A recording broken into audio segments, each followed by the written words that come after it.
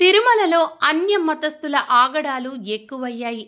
కీలక పోస్టులలో తిష్టవేసుకుని అక్రమాలకు తెగబడుతున్నారు. శ్రీవారి ఆలయం నుంచి జీతాలు తీసుకుంటూ నల్ల అట్ట పుస్తకాలు పంచుతున్నారు. ముఖ్యంగా విద్యార్థులు, యువతలను టార్గెట్ చేసుకుని మత మార్పిడీలకు దిగుతున్నారు. దీని మీద స్పందించిన టీటీడీ అన్య మతస్థులను గుర్తించే పని చేపట్టింది.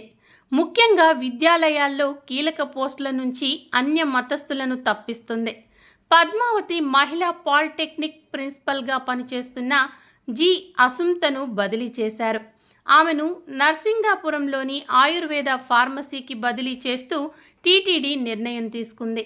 ఈ మేరకు సీఈఓ ఆదేశాలు జారీ చేశారు. ఆమె మీద చాలా ఆరోపణలున్నాయి. క్రైస్తవ మత సాంప్రదాయాలు పాటించడమే కాకుండా స్వామివారి తీర్థ ప్రసాదాలను తీసుకోరు. అసుంతపై వచ్చిన ఆరోపణలు నిర్ధారణ కావడంతో లూప్ లైన్కు పంపిస్తున్నారు. ఆమెపై ల్యాబ్ పరికరాల మాయం సహా ఇతర ఆరోపణలు కూడా ఉన్నట్టు టీటీడీ తెలిపింది. టీటీడీలో అన్యమత ఉద్యోగుల్ని తొలగించాలని ఎప్పటినుంచో భక్తులు డిమాండ్ చేస్తున్నారు. తాజాగా బీజేపీతో కలిసి అధికారంలోకి వచ్చిన తర్వాత సీఎం చంద్రబాబు ఈ మేరకు అన్యమత ఉద్యోగుల తొలగింపుకు ఆదేశాలు ఇచ్చారు.